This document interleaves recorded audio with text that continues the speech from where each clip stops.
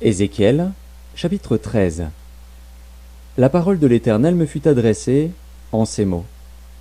Fils de l'homme, prophétise contre les prophètes d'Israël qui prophétisent, et dis à ceux qui prophétisent selon leur propre cœur, écoutez la parole de l'Éternel. Ainsi parle le Seigneur, l'Éternel, malheur aux prophètes insensés qui suivent leur propre esprit et qui ne voient rien. Tels des renards au milieu des ruines, tels sont tes prophètes, ô Israël. Vous n'êtes pas montés devant les brèches, vous n'avez pas entouré d'un mur la maison d'Israël pour demeurer ferme dans le combat au jour de l'Éternel. Leurs visions sont vaines et leurs oracles menteurs. Ils disent « L'Éternel a dit » et l'Éternel ne les a point envoyés. Et ils font espérer que leur parole s'accomplira. Les visions que vous avez ne sont-elles pas vaines, et les oracles que vous prononcez ne sont-ils pas menteurs? Vous dites, l'Éternel a dit, et je n'ai point parlé. C'est pourquoi ainsi parle le Seigneur, l'Éternel. Parce que vous dites des choses vaines, et que vos visions sont des mensonges, voici, j'en veux à vous, dit le Seigneur, l'Éternel. Ma main sera contre les prophètes dont les visions sont vaines et les oracles menteurs. Ils ne feront point partie de l'assemblée de mon peuple, ils ne seront pas inscrits dans le livre de la maison d'Israël, et ils n'entreront pas dans le pays d'Israël. Et vous saurez que je suis le Seigneur, l'Éternel. Ces choses arriveront parce qu'ils égarent mon peuple, en disant « Paix !» quand il n'y a point de paix. Et mon peuple bâtit une muraille, et eux, ils la couvrent de plâtre. Dis à ceux qui la couvrent de plâtre qu'elle s'écroulera. Une pluie violente surviendra. Et vous, pierres de grêle, vous tomberez, et la tempête éclatera. Et voici, la muraille s'écroule. Ne vous dira-t-on pas, où est le plâtre dont vous l'avez couverte?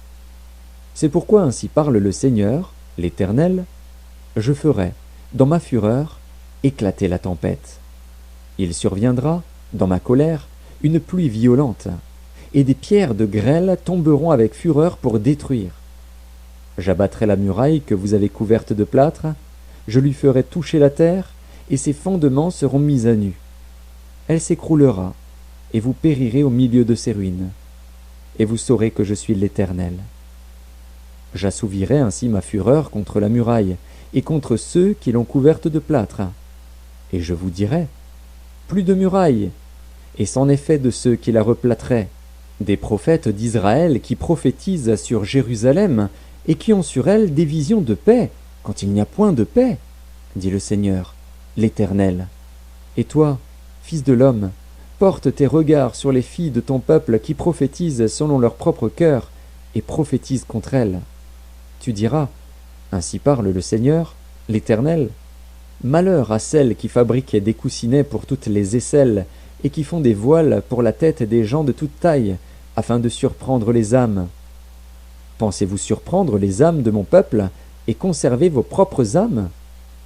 Vous me déshonorez auprès de mon peuple pour des poignées d'orge et des morceaux de pain, en tuant des âmes qui ne doivent pas mourir, et en faisant vivre des âmes qui ne doivent pas vivre, trompant ainsi mon peuple, qui écoute le mensonge. C'est pourquoi ainsi parle le Seigneur, l'Éternel. Voici, j'en veux à vos coussinets par lesquels vous surprenez les âmes afin qu'elles s'envolent, et je les arracherai de vos bras. Et je délivrerai les âmes que vous cherchez à surprendre afin qu'elles s'envolent. J'arracherai aussi vos voiles, et je délivrerai de vos mains mon peuple. Ils ne serviront plus de piège entre vos mains. Et vous saurez que je suis l'Éternel. Parce que vous affligez le cœur du juste par des mensonges, quand moi-même je ne l'ai point attristé, et parce que vous fortifiez les mains du méchant pour l'empêcher de quitter sa mauvaise voie et pour le faire vivre, vous n'aurez plus de vaines visions, et vous ne prononcerez plus d'oracles. Je délivrerai de vos mains mon peuple, et vous saurez que je suis l'Éternel. Ézéchiel, chapitre 14. Quelques-uns des anciens d'Israël vinrent auprès de moi et s'assirent devant moi. Et la parole de l'Éternel me fut adressée en ces mots. Fils de l'homme, ces gens-là portent leurs idoles dans leur cœur, et ils attachent les regards sur ce qui les a fait tomber dans l'iniquité. Me laisserai-je consulter par eux? C'est pourquoi parle-leur, et dis-leur, ainsi parle le Seigneur, l'Éternel. Tout homme de la maison d'Israël qui porte ses idoles dans son cœur, et qui attache les regards sur ce qu'il a fait tomber dans son iniquité, s'il vient s'adresser au prophète, moi, l'Éternel, je lui répondrai, malgré la multitude de ses idoles, afin de saisir dans leur propre cœur ceux de la maison d'Israël qui se sont éloignés de moi avec toutes leurs idoles. C'est pourquoi dis à la maison d'Israël, ainsi parle le Seigneur, l'Éternel. Revenez et détournez-vous de vos idoles, détournez les regards de toutes vos abominations. Car tout homme de la maison d'Israël, ou des étrangers séjournant en Israël, qui s'est éloigné de moi, qui porte ses idoles dans son cœur, et qui attache les regards sur ce qu'il a fait tomber dans son iniquité, s'il vient s'adresser au prophète pour me consulter par lui, moi, l'Éternel, je lui répondrai par moi. Je tournerai ma face contre cet homme, je ferai de lui un signe et un sujet de sarcasme, et je l'exterminerai du milieu de mon peuple. Et vous saurez que je suis l'Éternel.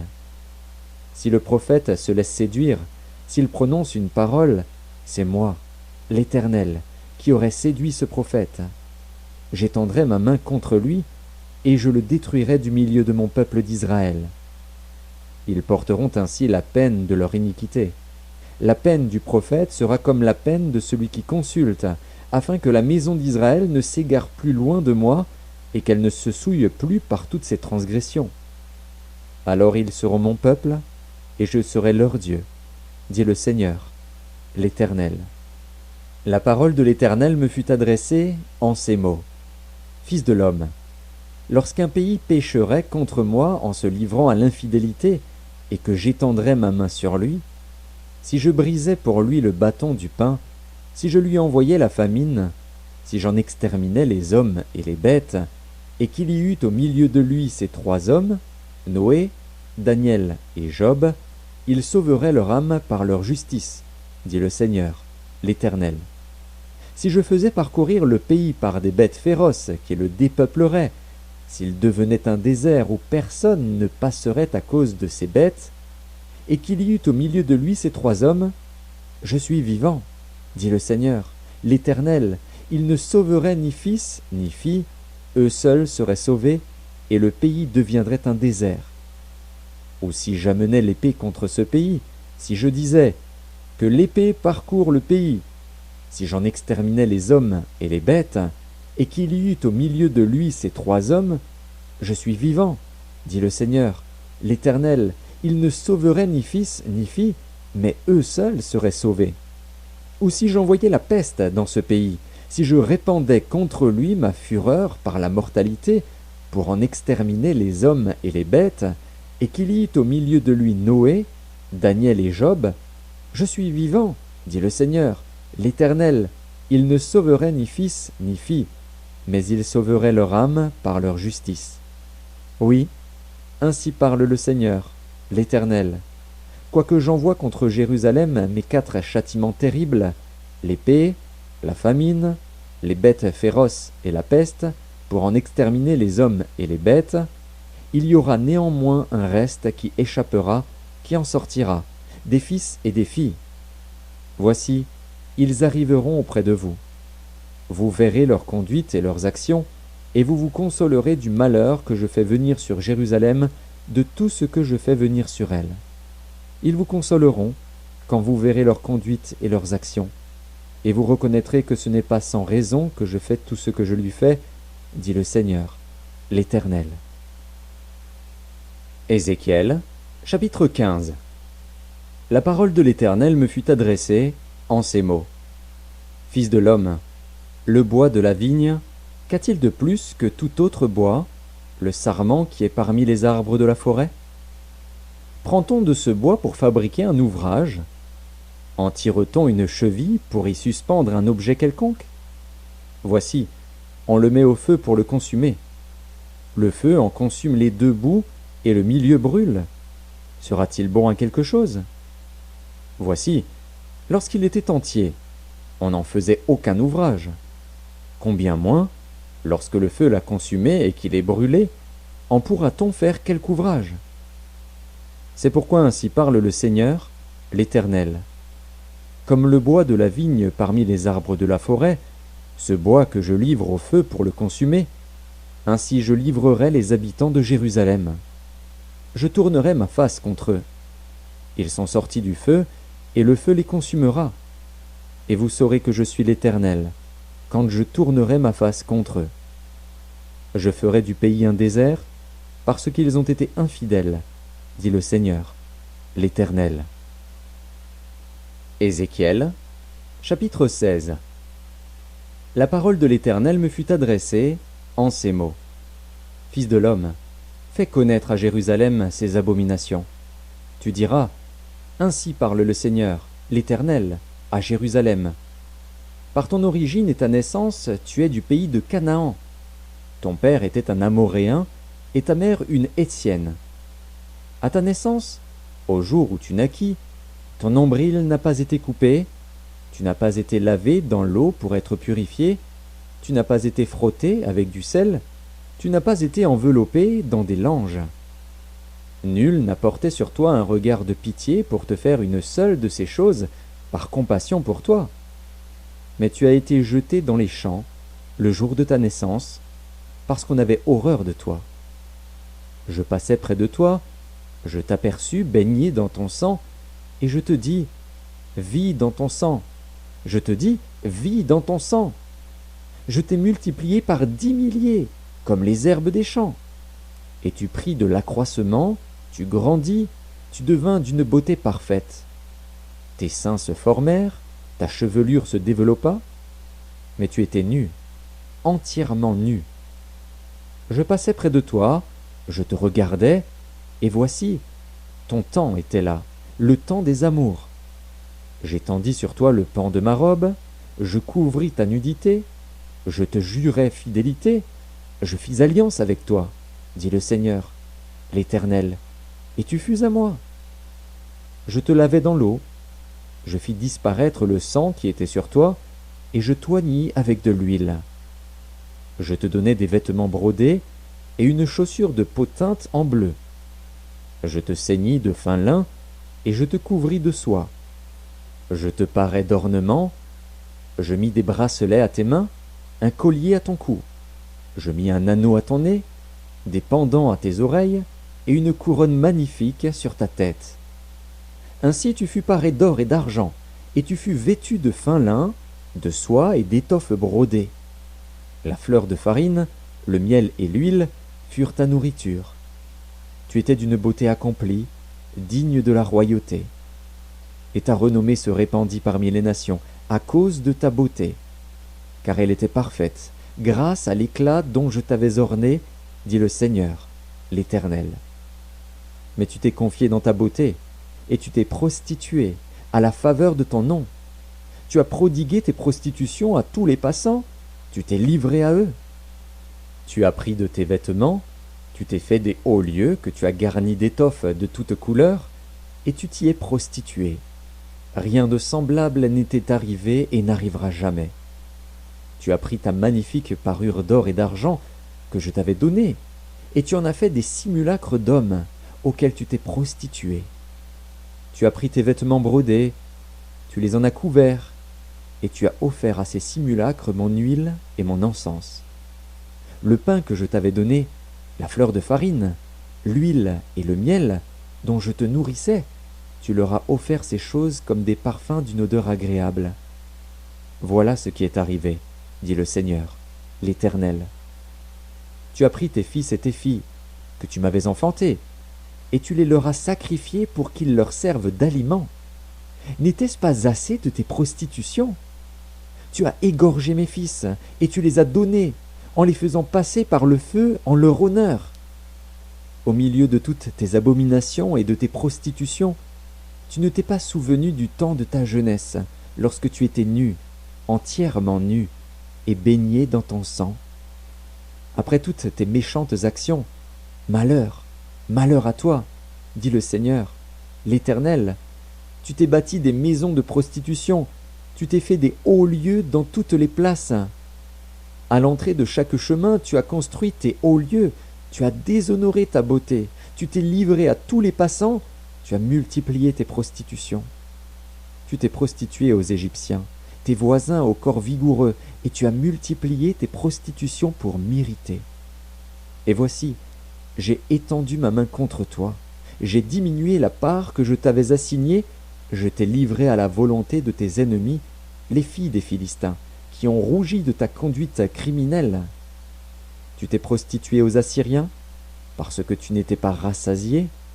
Tu t'es prostitué à eux, et tu n'as pas encore été rassasié.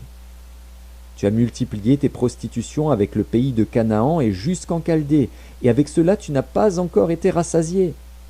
Quelle faiblesse de cœur tu as eue, dit le Seigneur, l'Éternel, en faisant toutes ces choses qui sont l'œuvre d'une maîtresse prostituée.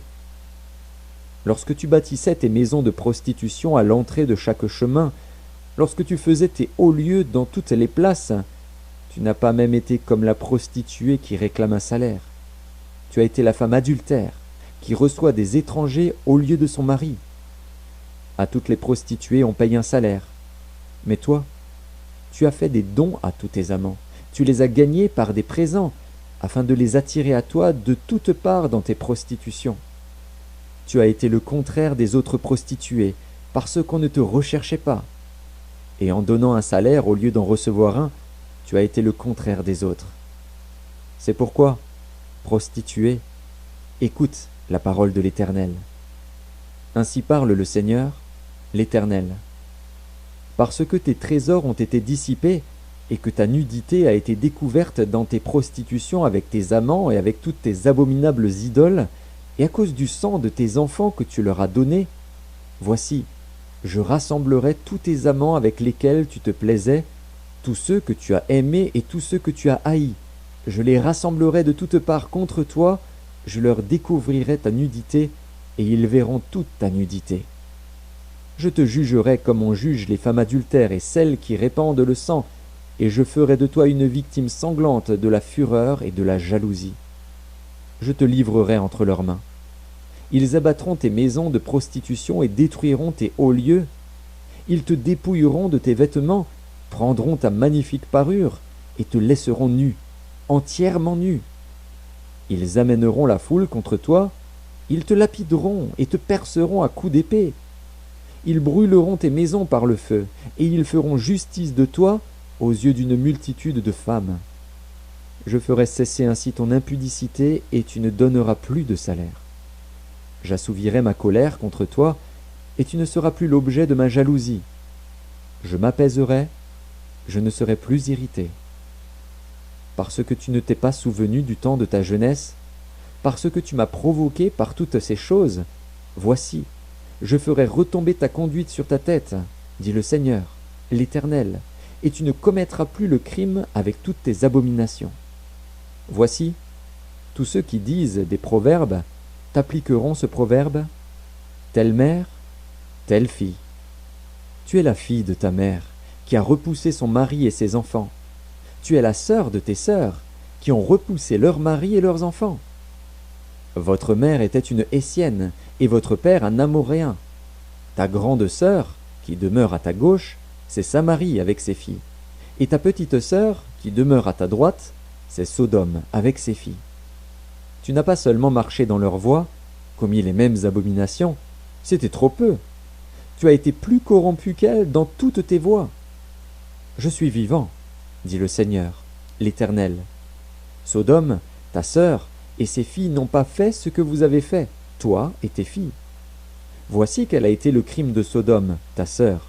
Elle avait de l'orgueil, elle vivait dans l'abondance et dans une insouciante sécurité, elle et ses filles, et elle ne soutenait pas la main du malheureux et de l'indigent. Elles sont devenues hautaines, et elles ont commis des abominations devant moi. Je les ai fait disparaître quand j'ai vu cela. Samarie n'a pas commis la moitié de tes péchés. Tes abominations ont été plus nombreuses que les siennes, et tu as justifié tes sœurs par toutes les abominations que tu as faites. Toi qui condamnais tes sœurs, supporte ton opprobre, à cause de tes péchés par lesquels tu t'es rendu plus abominable qu'elles, et qui les font paraître plus justes que toi. Sois confuse, et supporte ton opprobre, puisque tu as justifié tes sœurs.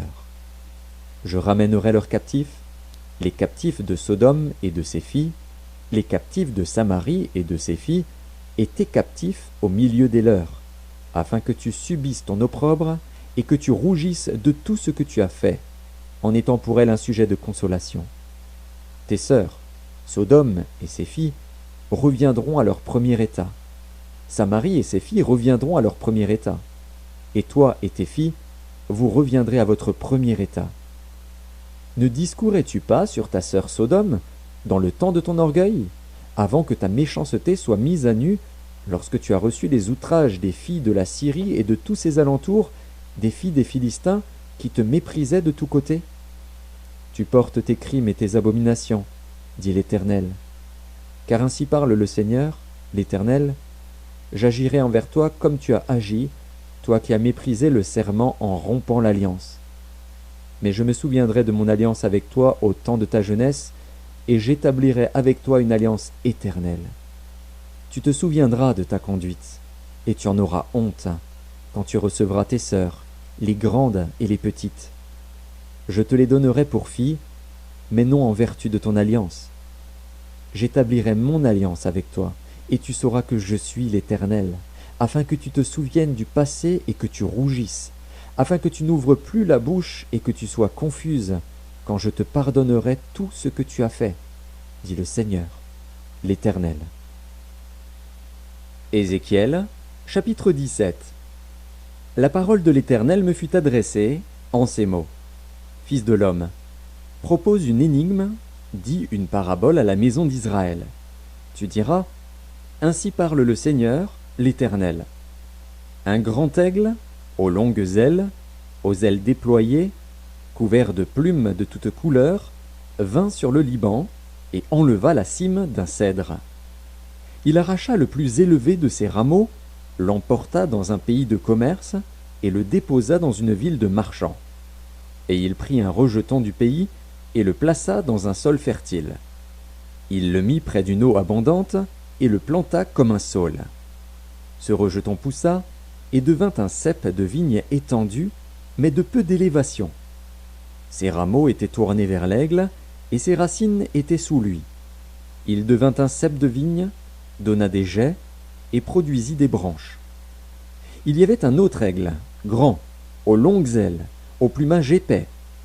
Et voici, du parterre où elle était plantée, cette vigne étendit avec avidité ses racines de son côté et dirigea ses rameaux vers lui, afin qu'il l'arrosât. Elle était plantée dans un bon terrain, près d'une eau abondante, de manière à produire des branches et à porter du fruit, à devenir une vigne magnifique. Dis, ainsi parle le Seigneur, l'Éternel. Prospérera-t-elle? Le premier aigle n'arrachera-t-il pas ses racines, n'enlèvera-t-il pas son fruit, afin qu'elle se dessèche, afin que toutes les feuilles qu'elle a poussées se dessèchent? Et il ne faudra ni beaucoup de force, ni un peuple nombreux pour la séparer de ses racines. Voici, elle est plantée. Prospérera-t-elle? Si le vent d'Orient la touche, ne séchera-t-elle pas? Elle séchera sur le parterre où elle a poussé. La parole de l'Éternel me fut adressée en ces mots. Dis à la maison rebelle, ne savez-vous pas ce que cela signifie? Dis, voici, le roi de Babylone est allé à Jérusalem. Il en a pris le roi et les chefs et les a emmenés avec lui à Babylone. Il a choisi un membre de la race royale, a traité alliance avec lui et lui a fait prêter serment, et il a emmené les grands du pays, afin que le royaume fût tenu dans l'abaissement, sans pouvoir s'élever, et qu'il gardât son alliance en y demeurant fidèle. Mais il s'est révolté contre lui, en envoyant ses messagers en Égypte, pour qu'elle lui donnât des chevaux et un grand nombre d'hommes. Celui qui a fait de telles choses réussira-t-il? Échappera-t-il? Il a rompu l'alliance, et il échapperait. Je suis vivant, dit le Seigneur, l'Éternel. C'est dans le pays du roi qu'il a fait régner, envers qui il a violé son serment et dont il a rompu l'alliance, c'est près de lui, au milieu de Babylone, qu'il mourra. Pharaon n'ira pas avec une grande armée et un peuple nombreux le secourir pendant la guerre, lorsqu'on élèvera des terrasses et qu'on fera des retranchements pour exterminer une multitude d'âmes. Il a méprisé le serment, Il a rompu l'alliance. Il avait donné sa main, et il a fait tout cela. Il n'échappera pas. C'est pourquoi ainsi parle le Seigneur, l'Éternel. Je suis vivant. C'est le serment fait en mon nom qu'il a méprisé. C'est mon alliance qu'il a rompue. Je ferai retomber cela sur sa tête. J'étendrai mon retz sur lui, et il sera pris dans mon filet. Je l'emmènerai à Babylone, et là je plaiderai avec lui sur sa perfidie à mon égard. Tous les fuyards de toutes ces troupes tomberont par l'épée, et ceux qui resteront seront dispersés à tous les vents. Et vous saurez que moi, l'Éternel, j'ai parlé. Ainsi parle le Seigneur, l'Éternel. J'enlèverai, moi, la cime d'un grand cèdre, et je la placerai. J'arracherai du sommet de ses branches un tendre rameau, et je le planterai sur une montagne haute et élevée. Je le planterai sur une haute montagne d'Israël. Il produira des branches et portera du fruit. Il deviendra un cèdre magnifique. Les oiseaux de toute espèce reposeront sous lui. Tout ce qui a des ailes reposera sous l'ombre de ses rameaux. Et tous les arbres des champs sauront que moi, l'Éternel, j'ai abaissé l'arbre qui s'élevait et élevé l'arbre qui était abaissé, que j'ai desséché l'arbre vert et fait verdir l'arbre sec. Moi, l'Éternel, j'ai parlé et j'agirai. Ézéchiel, chapitre 18. La parole de l'Éternel me fut adressée en ces mots. Pourquoi dites-vous ce proverbe dans le pays d'Israël? Les pères ont mangé des raisins verts, et les dents des enfants en ont été agacées. Je suis vivant, dit le Seigneur, l'Éternel. Vous n'aurez plus lieu de dire ce proverbe en Israël. Voici, toutes les âmes sont à moi. L'âme du Fils comme l'âme du Père, l'une et l'autre sont à moi. L'âme qui pêche, c'est celle qui mourra. L'homme qui est juste, qui pratique la droiture et la justice, qui ne mange pas sur les montagnes et ne lève pas les yeux vers les idoles de la maison d'Israël, qui ne déshonore pas la femme de son prochain et ne s'approche pas d'une femme pendant son impureté, qui n'opprime personne, qui rend au débiteur son gage, qui ne commet point de rapine, qui donne son pain à celui qui a faim et couvre d'un vêtement celui qui est nu, qui ne prête pas à intérêt et ne tire point d'usure, qui détourne sa main de l'iniquité et juge selon la vérité entre un homme et un autre, qui suit mes lois et observe mes ordonnances en agissant avec fidélité, celui-là est juste, il vivra, dit le Seigneur, l'Éternel. S'il a un fils qui soit violent, qui répande le sang, ou qui commette quelque chose de semblable, si ce fils n'imite en rien la conduite de son père, s'il mange sur les montagnes, s'il déshonore la femme de son prochain, s'il opprime le malheureux et l'indigent, s'il commet des rapines, s'il ne rend pas le gage, s'il lève les yeux vers les idoles et fait des abominations, s'il prête à intérêt et tire une usure, ce fils-là vivrait. Il ne vivra pas. Il a commis toutes ces abominations, qu'il meure, que son sang retombe sur lui. Mais si un homme a un fils qui voit tous les péchés que commet son père, qui les voit et n'agisse pas de la même manière, si ce fils ne mange pas sur les montagnes et ne lève pas les yeux vers les idoles de la maison d'Israël, s'il ne déshonore pas la femme de son prochain, s'il n'opprime personne, s'il ne prend point de gage, s'il ne commet point de rapine, s'il donne son pain à celui qui a faim et couvre d'un vêtement celui qui est nu, s'il détourne sa main de l'iniquité, s'il n'exige ni intérêt ni usure, s'il observe mes ordonnances et suit mes lois, celui-là ne mourra pas pour l'iniquité de son père, il vivra. C'est son père, qui a été un oppresseur, qui a commis des rapines envers les autres, qui a fait au milieu de son peuple ce qui n'est pas bien. C'est lui qui mourra pour son iniquité. Vous dites, pourquoi le fils ne porte-t-il pas l'iniquité de son père? C'est que le fils a agi selon la droiture et la justice. C'est qu'il a observé et mis en pratique toutes mes lois. Il vivra. L'âme qui pêche, c'est celle qui mourra. Le fils ne portera pas l'iniquité de son père, et le père ne portera pas l'iniquité de son fils. La justice du juste sera sur lui, et la méchanceté du méchant sera sur lui. Si le méchant revient de tous les péchés qu'il a commis, s'il observe toutes mes lois et pratique la droiture et la justice, il vivra, il ne mourra pas. toutes les transgressions qu'il a commises seront oubliées. Il vivra à cause de la justice qu'il a pratiquée. Ce que je désire, est-ce que le méchant meure, dit le Seigneur, l'Éternel? N'est-ce pas qu'il change de conduite et qu'il vive? Si le juste se détourne de sa justice et commet l'iniquité, s'il imite toutes les abominations du méchant, vivra-t-il? Toute sa justice sera oubliée, parce qu'il s'est livré à l'iniquité et au péché. À cause de cela, il mourra. Vous dites, la voie du Seigneur n'est pas droite. Écoutez donc, maison d'Israël, est-ce ma voix qui n'est pas droite? Ne sont-ce pas plutôt vos voix qui ne sont pas droites? Si le juste se détourne de sa justice et commet l'iniquité, et meurt pour cela, il meurt à cause de l'iniquité qu'il a commise.